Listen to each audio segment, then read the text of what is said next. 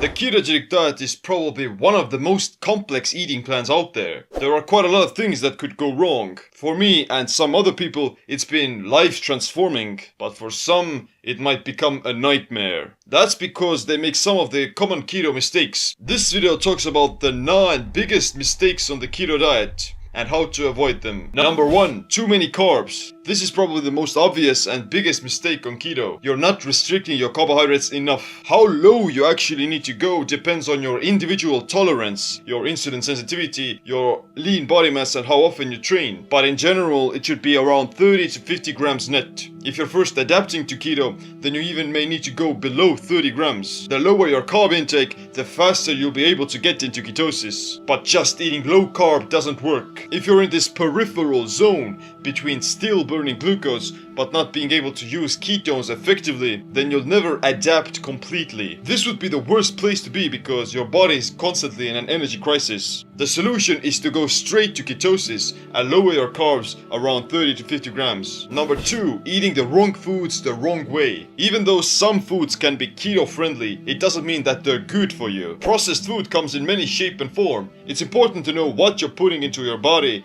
and in what amounts to get the optimal results. What not to eat on keto are highly inflammatory vegetable oils, trans fats and processed meat that's cured in sugar. These things will cause inflammation and they can also spike your blood sugar. But the way you eat your keto foods is equally as important. For instance, if you heat some fats too much, then you'll promote oxidative stress and inflammation. Charring or roasting meat increases the amount of carcinogens in them. Boiling vegetables soft will remove all the fiber from them and it will also flush out the other micronutrients. You should leave your vegetables slightly raw and crunchy so that the amount of carbohydrates you do consume from your vegetables would be primarily from fiber. The best way to eat your veggies is to either eat them raw, cook them in the oven, or just steam them. People also tend to eat too much protein on keto. Your body needs only a certain amount of protein and amino acids per day, and it's the only macronutrient that cannot be stored inside the body. Any excess protein you don't need right away will be converted into sugar and it can potentially hinder keto adaptation. Another issue is people eating too much meat as well. Consuming meat and protein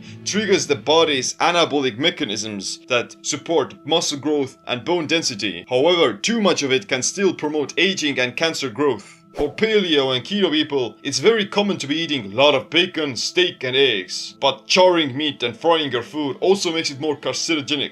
Remember that heat and cooking reduce the micronutrient density of a food and make it more inflammatory. The healthiest sources of protein are eggs, wild-caught fish and grass-fed beef. But you shouldn't overcook them either. The majority of your plate should still be plant-based, so you could get all the micronutrients and fiber. About half of the meal in volume should be some vegetable, 1/3 of it should be some natural protein, and the remaining small amount should be a source of healthy fats. However, that small amount of fat comprises most of the calories of the meal. Number 4, not drinking enough water. Once you stop eating carbs, you'll flush out a lot of water. That's why people lose a lot of weight quickly when they start the ketogenic diet. But most of that weight loss is just excess fluids. Being dehydrated and suffering from an electrolyte imbalance are ketogenic mistakes you don't want to be making. They will make keto flu symptoms a lot more severe than they actually are. The recommendation of 8 cups of water a day is inadequate when eating low carb. You should drink about 10 cups a day, but at the same time pay attention to how often you urinate, because you're also flushing out a lot of the electrolytes. Instead, add a pinch of sea salt to your water and stir it so that you could absorb them completely. Number 5, not enough micronutrients. Other electrolytes and micronutrients you should consume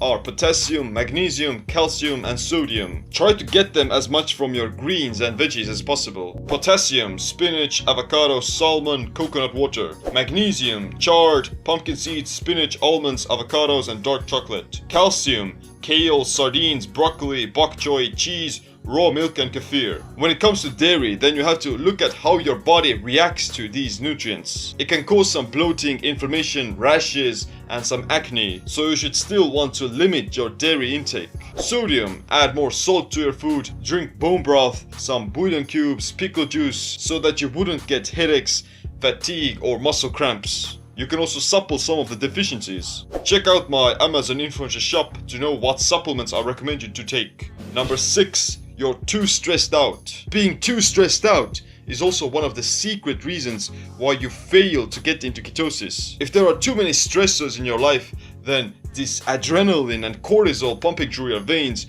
will prevent you from establishing ketosis. There's gonna be excess glucose running in your bloodstream, and this hinders the use of ketone bodies. Every time you get angry or scream at someone in traffic, you're raising your blood glucose levels and become a raging sugar burner. No one wants to be around someone like that, especially not ketones. 7. Working out the wrong way. Ketosis is a great performance enhancing tool as well. The problem is that those advantages become apparent only after proper fat adaptation. This takes a long time, potentially even several months, and you need to accompany that with proper training. At first, you need to build up your fat burning metabolism with some steady state aerobic training. You can still do heavy resistance training and anaerobic HIIT cardio, but not so much. That's why low carb athletes also tend to eat the wrong way. If you're working out hard and burning off a lot of glycogen, then your body needs some extra glucose. And if it's not coming from food, then you may suffer some poor performance, some potential muscle loss, and fatigue. It's also going to stress you out more. If you're training very hard, let's say like 5 to 6 times per week, then you need to compensate for it by consuming some strategic carbohydrates. Cyclical ketogenic dieting works best for bodybuilders or endurance athletes who are preparing for an event or a race. Targeted ketogenic dieting is best for improving your performance in any individual session. You basically eat a small dose of carbohydrates